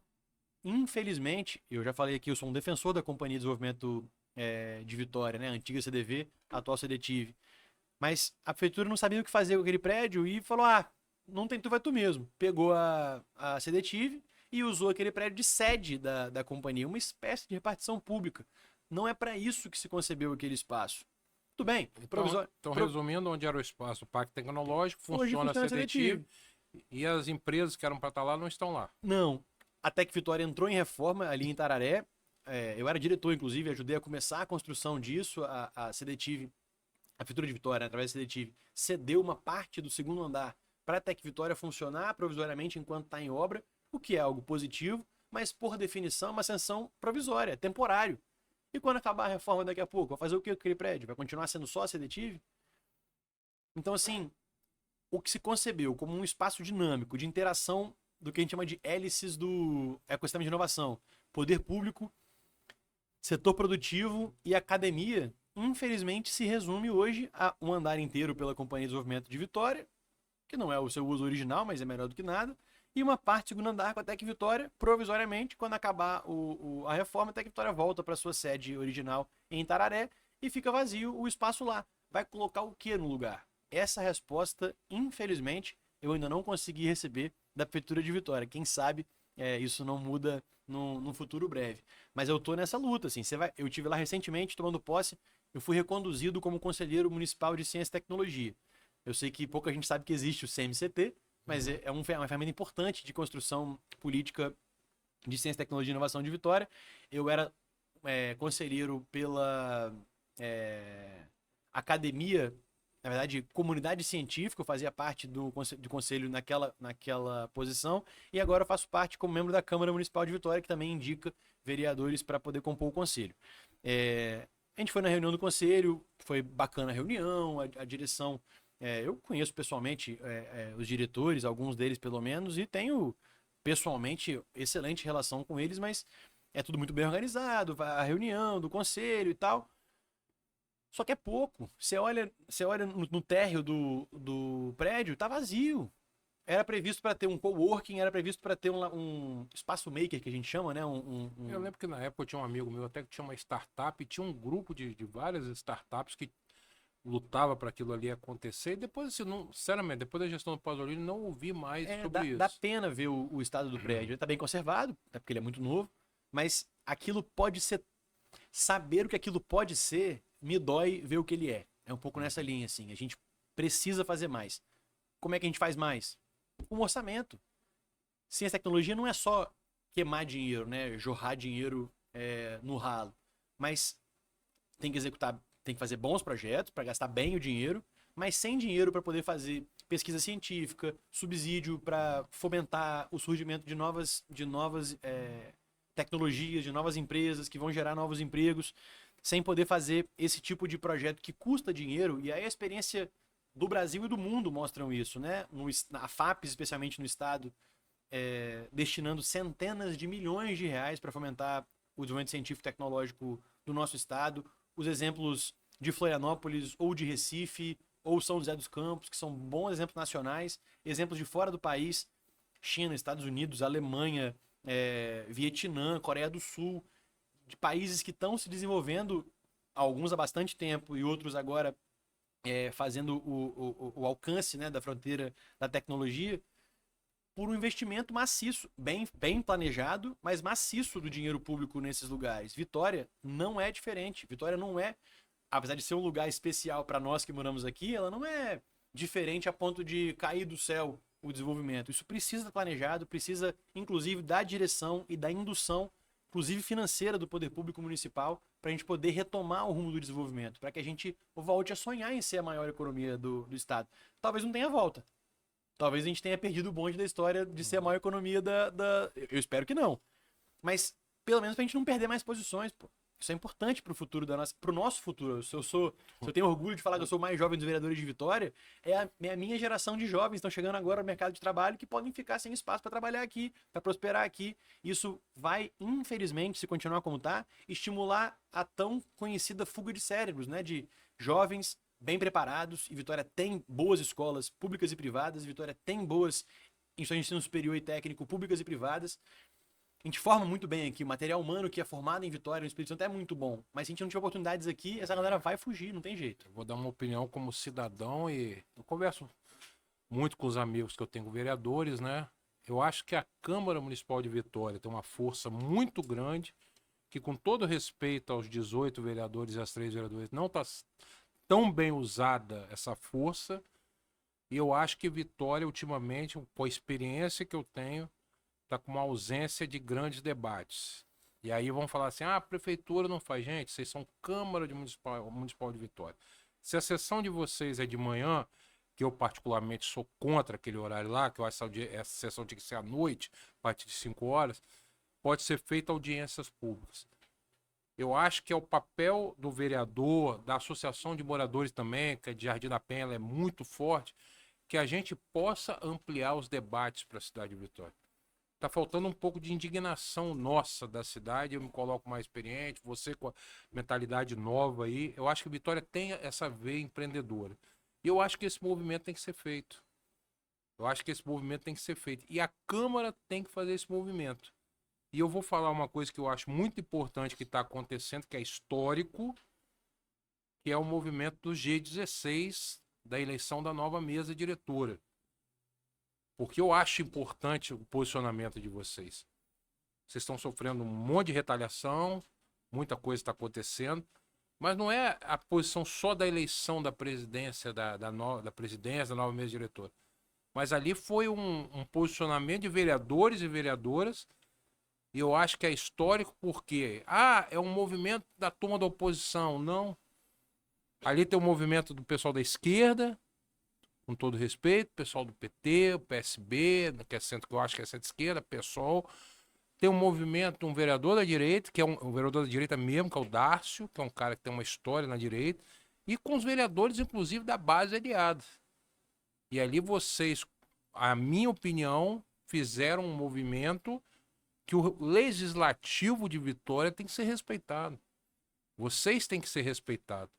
Vocês foram, da mesma forma que o prefeito foi eleito, vocês foram eleitos na eleição, que é uma das mais difíceis do Espírito Santo. Ela só pede para a eleição de senador, deputado estadual e deputado federal. A eleição de vereador de Vitória é uma eleição com todo respeito aos outros 77 municípios. Mas o debate de Vitória sempre foi diferente. Isso eu posso falar como morador de Vitória há 50 anos. Então, quando vocês se posicionam, é o respeito ao legislativo e, principalmente, o eleitor que você foi lá, que você... Eu cobro muito. Eu sei que tá todo sábado lá na feira de Jardim da Penha, que agora em julho a gente tem que até comprar um guarda-chuva, que vai descer um monte de paraquedista lá no bairro para pedir voto. Todo sábado eu vou lá na barraca do milho comer meu milho cozido, que é a minha iguaria preferida da feira. Então, o seu eleitor, o eleitor dos 18 vereadores, das 3 vereadoras, eles elegeram vocês para representar. Inclusive os eleitores que votaram em outros candidatos que não foram eleitos, que mas que ajudaram a... Eles foram eleitos para vocês fiscalizarem e fazer um bom debate da cidade de Vitória. Tem muitas ações positivas da gestão, mas também tem outras ações que não foram debatidas da cidade. Vitória já teve orçamento participativo. A própria Associação de Moradores já teve audiências públicas com mais de 200, 300 pessoas em Jardim da Penha. Então eu queria que você falasse um pouco rapidamente, não vou polemizar, sobre esse movimento de vocês, vereadores. Eu acho importante, porque vocês ainda têm 1 ano e 3 meses de mandato, mas eu achei que foi um movimento, na minha opinião, como cidadão, eu falo com os amigos, gente, aquilo ali é um movimento que o legislativo tem que ser respeitado. Então eu queria que você falasse um pouco sobre esse movimento. E outra coisa, só para finalizar, quando eu entro nesse debate, eu falo, gente, você tem um prefeito que é advogado formado pela FDV. Se é advogado, ele defende a lei. Ele é delegado de polícia. Então, teoricamente, ele tem que fazer o certo. Se o regimento diz que a eleição tem que ser do dia 1º ao dia 15, eu acho que respeitar as regras e a lei é importante. E em 2022, só para finalizar, desculpa até, não, mas eu gosto de fazer o debate com dados. Eu não sou como outros aí que faz videozinho, sai espalhando em grupo de WhatsApp. Em 2022, a Câmara escolheu no dia 1º de agosto o Armandinho para ser presidente, que hoje é vereador. Então, assim, foi cumprido e ele era o prefeito de Vitória. Por que mudar a regra agora? Não tem sentido. Eu acho que o legislativo tem que ser respeitado. Eu queria que você fizesse só um breve comentário sobre isso, não vamos estender muito para não polemizar tanto, mas eu acho importante essa posição de vocês como legislativo. André, não tem ninguém que suspeite que eu seja um cara politicamente conservador. Sou um cara progressista, eu tenho vergonha nenhuma de falar isso, eu sei que isso por vezes é mal interpretado no estado do espírito de maneira geral. Mas o que constitui a posição, filosoficamente falando, a posição conservadora? Você matou a charada. Cumprir a lei é algo intrinsecamente ligado à posição conservadora. Eu não consigo entender qual é a polêmica que esse barulho todo que se criou, essa vontade de interferir, de atores externos ao Poder Legislativo tentando interferir para não cumprir a regra do jogo. Então, eu, que não sou um cara conservador, essencialmente estou defendendo aquilo que os conservadores deveriam primar. Eu me elegi vereador de Vitória em 2024, eu assumi o mandato em 2025. A regra do jogo é a seguinte: dia 1º de janeiro de 2025, 1º de janeiro do primeiro ano legislativo, elege-se a mesa diretora do primeiro biênio, validade de 2 anos. E dia 1º ao dia 15 de agosto, elege-se, a gente chama no regimento de renovação da mesa, né? Elege-se o segundo biênio da mesa diretora da Câmara. Eu não sou apaixonado pelo mês de agosto. Eu não odeio o mês de dezembro. Mas essa é a regra do jogo. Eu assumi o mandato com essa regra vigente. Vou te falar uma coisa, André. Eu até posso perder, mas eu vou até o final defendendo que a eleição da Câmara seja em agosto desse ano. Qual é a razão de ser dessa mudança abrupta, repentina, não dialogada com ninguém, imposta, inclusive, em alguns momentos, por atores externos, repito, à nossa Câmara Legislativa? Você mencionou, são palavras suas, né, sobre a dificuldade de constituir um mandato de vereador na capital do Espírito Santo. Você foi candidato, eu também fui candidato, nós sabemos a dificuldade que é tocar uma campanha e é tão difícil chegar lá. E nós vamos chegar lá para poder obedecer a ordem dos outros, que não estão ali dentro. Eu, particularmente, acho isso um pavor. Não consigo compreender colegas meus, que inclusive se identificam como parlamentares conservadores, estarem na defesa da mudança repentina da regra do jogo. Isso é algo que depõe contra a história de alguns deles, inclusive. Mas eu tenho certeza que esse assunto, se voltar, eu acho que não vai voltar não, mas se o assunto voltar, nós teremos tempo de debater, de dialogar. Pude falar um pouquinho sobre isso hoje numa conversa que tive na Câmara Municipal de Vitória. Algumas pessoas perguntam, né? Por que vocês não querem trocar? Eu falei, mas não sou eu que não quero trocar. Eu quero que seja cumprida a regra. Há 12 anos é assim que se elege, se renova a mesa diretora no segundo biênio. Alguns alegam que isso pode ser inconstitucional, pode ser ilegal. Vamos lá. Vamos aceitar essa tese para debater aqui. Nami Shecker foi eleito em 2014 desse jeito. Depois, Clebinho foi eleito desse jeito. Depois, Armandinho e, posteriormente, ainda Piquet nesse processo conturbado da legislatura passada. Os atos desses 3 presidentes, se é inconstitucional mesmo, a eleição em agosto, que acontece desde 2014 na Câmara de Vitória, os atos que esses presidentes assinaram são inválidos? Porque se é inconstitucional, isso não se resolve pelo tempo. Então, como é que funciona isso? De novo, não é uma paixão pelo mês de agosto. Lógico. E nem um problema com o mês de dezembro. Se a gente quiser debater esse assunto, para a próxima legislatura, até pode ser. Eu não vejo, sinceramente. Mas esse ano, a eleição, do que depender de mim, será em agosto. E eu não vejo diferença nenhuma de agosto para dezembro. E eu quero reforçar que o último, assim, dependendo de data, o último presidente da Câmara que foi reeleito, porque ele foi presidente da Câmara 3 vezes, foi Alexandre Passos. Depois de Alexandre foi reeleito em 2009 e 2010. Aí depois veio Bolão, 2011 e 2012. Depois veio Gandini, 2013 e 2014. Veio Nami, 2015 e 2016. Depois veio Vinícius Simões, 17 e 18. Clebinho, 19 e 20. Davi Ismael, 21 e 22. E Piquet, 23 e 24. Armandinho, que não chegou a assumir. Né? Então, assim, desculpa a seriedade, eu acho um debate que é um debate até interno, na minha opinião. Eu não vejo motivo de fatores externos quererem interferir. Nesse sentido, André, eu tenho muita confiança que a Câmara vem amadurecendo essa posição de não mudar nada, de continuar como acho sempre que foi. Politicamente... Sempre não, né? Mas há 12 anos é assim. 2014 até hoje, tem 3 eleições, há 3 legislaturas que se elege, se renova a mesa, né? O segundo biênio da mesa diretora no mês de agosto, e tenho muita segurança de que meus pares vão assumir essa posição, nesse caso conservadora, que eu também estou nesse sentido, de manter a eleição em agosto, como é há bastante tempo, e defendo que continue sendo. Ponto. podcast é tão bom que nós já estamos com 1h30. Já deu o primeiro e segundo tempo já, tá vendo como é que é bom? Podcast Eu nem vi o feito tempo com passar. qualidade. E aí, nós vamos falar de 2026, estamos no ano eleitoral. Aliás, uma semana decisiva. Será que domingo Cris Samorini será prefeita de Vitória? Será que isso vai acontecer? Vamos ver. Mas você falou em conservador, o primeiro podcast aqui, foi com um cara que eu gosto muito dele, é uma referência política para mim, foi com o Clério. E o Clério perguntou bem assim: André, você acha que Renato Casagrande é conservador? Aí eu falei: o Clério, eu só vejo. Eu falei: eu não vou responder para você. Renato é um cara que é casado com a mesma mulher há muitos anos. Renato sempre foi um cara dedicado à mãe dele, ao pai dele, cuidou do pai dele até o fim da vida do pai dele. Ele foi. Você só vê Renato com os netos, sempre com a mesma base familiar, na igreja. Então, assim, Renato é um conservador. E eu vou dar uma opinião como cidadão. Ontem eu fiz um debate num grupo lá do norte do estado, estou em alguns grupos. Aí fizeram uma crítica ao deputado Messias, né? Questão de troca de partido.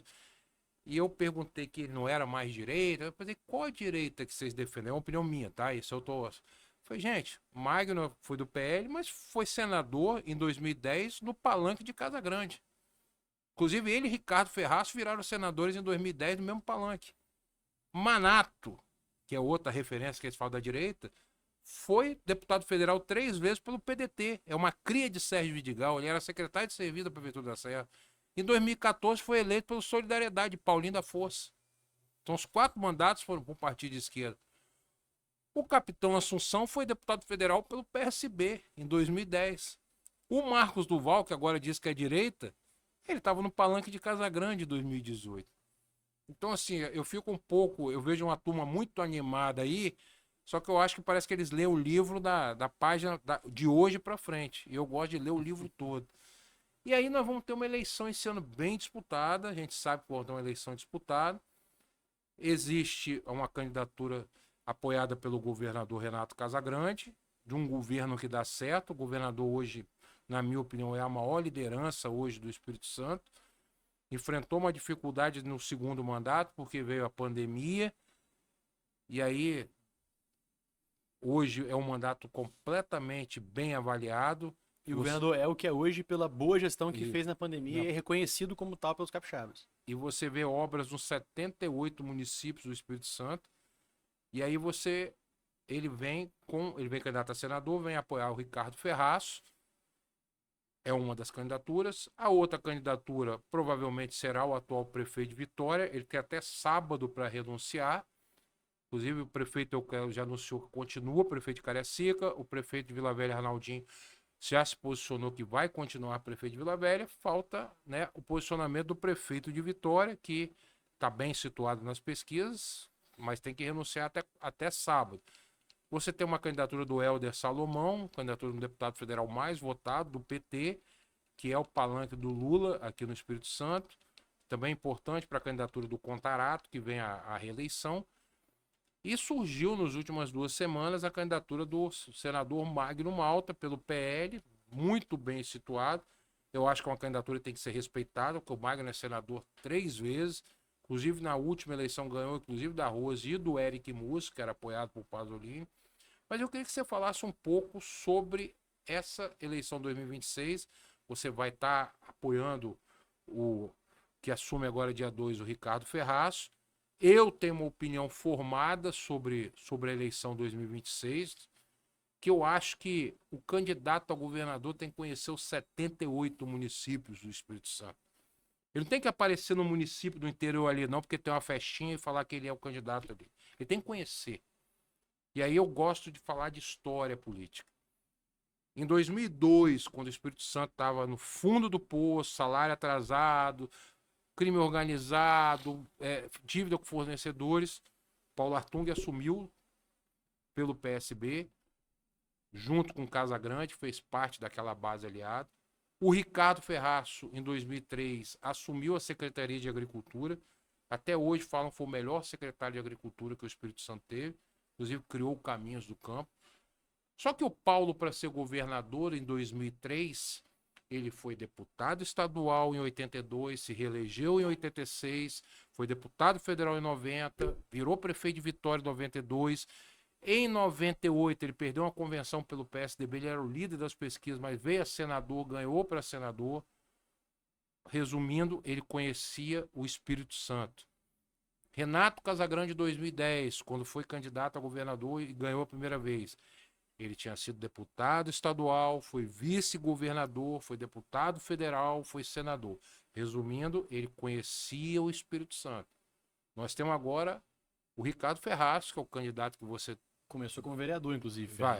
o Ricardo Ferraz, que é o candidato que você defende, que o Casagrande defende, foi vereador em Cachoeiro, foi deputado estadual, presidiu a Assembleia. presidiu a Assembleia, foi o deputado federal mais votado em 98, foi vice-governador tanto de Paulo Artung como de Renato agora, e foi senador da República. Ou seja, é um nome preparado e que conhece os 78 municípios. Então, eu queria que você falasse um pouco, né, dessa eleição 2026, qual é a sua perspectiva para esse debate, que a partir de agora, a partir do dia 5 de abril, ele vai começar a estar mais acirrado, porque encerram-se as filiações partidárias e quem teve que renunciar, renunciou. Quem não, O tabuleiro quem está montado, né? O tabuleiro está montado. E você com experiência, que já participou de eleição, que é vereador de Vitória, vereador de Capital, vereador do PSB, do governador Renato Casagrande, que vai estar nesse palanque do Ricardo. Queria que você falasse um pouco sobre essa eleição desse ano.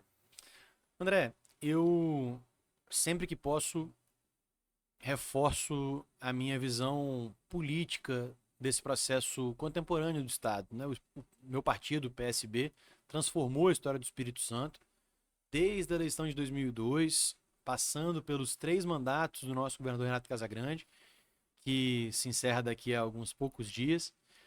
E não só a transformação histórica, mas a preparação para o futuro do nosso Estado. Se a gente começa a comparar o nível de investimento dos últimos 7 anos, né, o segundo e terceiro mandatos do governador Renato Casagrande, e compara com o ciclo anterior, de 15 a 18, o investimento por ano é algo absurdamente maior do que o investimento por ano no terceiro governo Paulo Artung, por exemplo.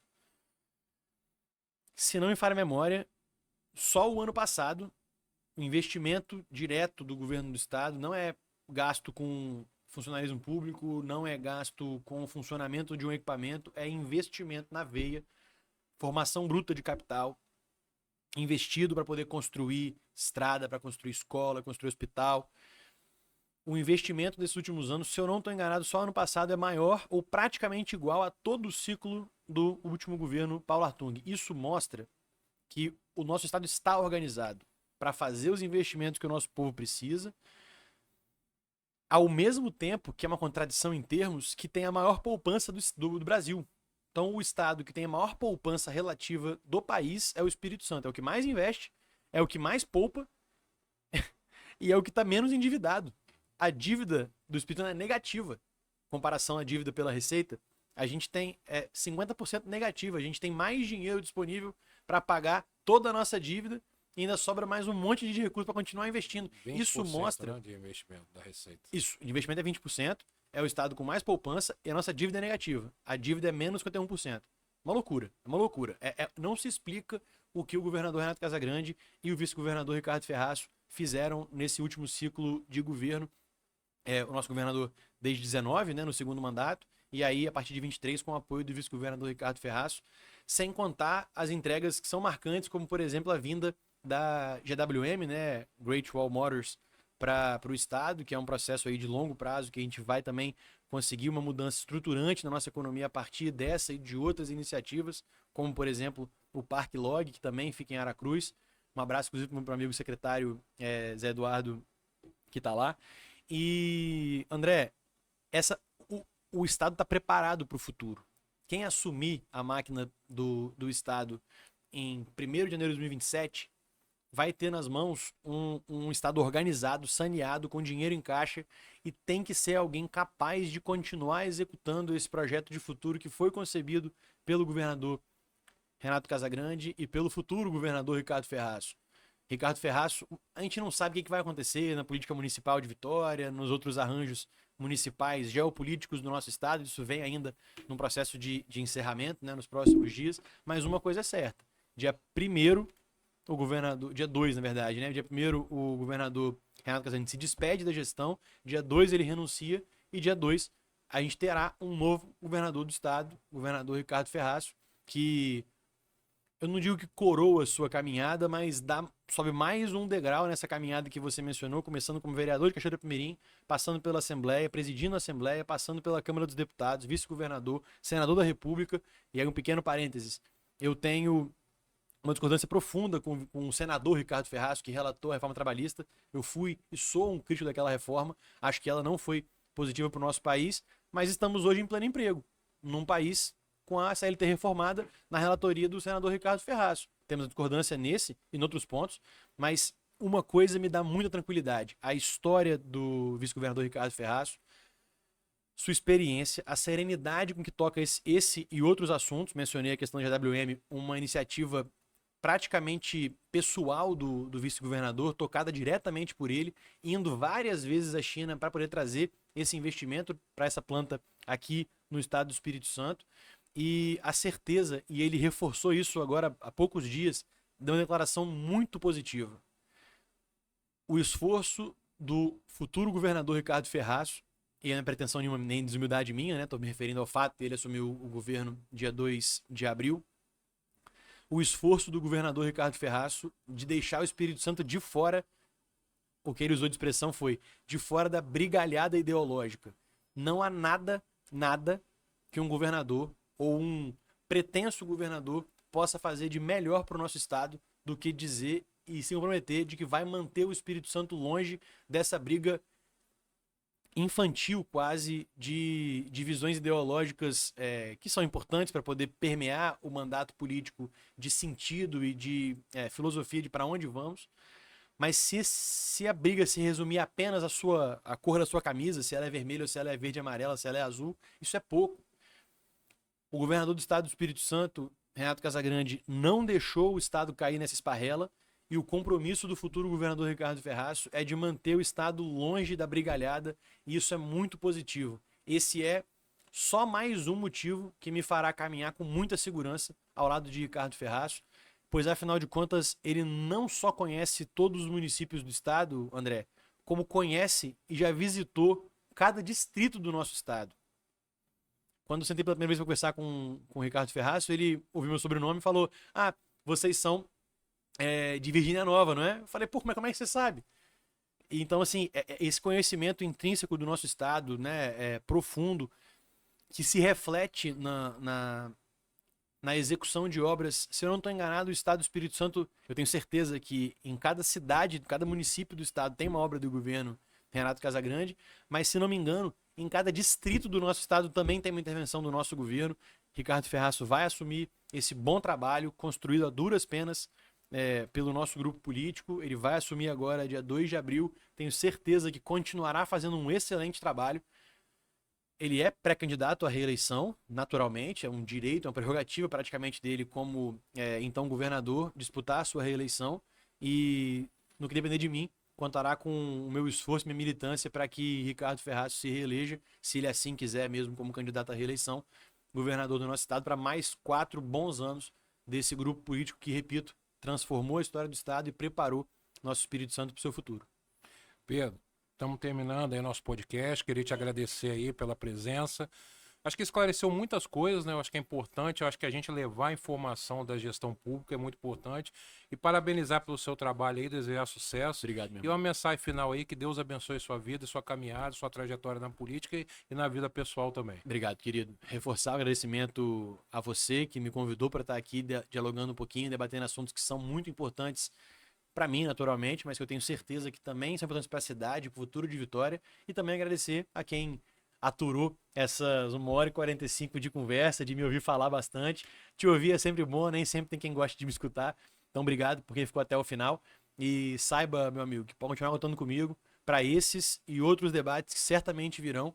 a gente não precisa concordar em tudo, aliás, faz parte da democracia isso, mas é muito bom saber que assuntos que me afligem são assuntos que te preocupam até há mais tempo do que a mim mesmo. Então, isso tudo me enche de tranquilidade de dizer que conto também contigo e saiba que terá em mim não só um amigo, mas uma voz que pode fazer ressoar as demandas da nossa comunidade de Jardim da Penha, mas da nossa comunidade de Vitória, nossa comunidade do Espírito Santo, né? Afinal de contas, somos todos vizinhos, né?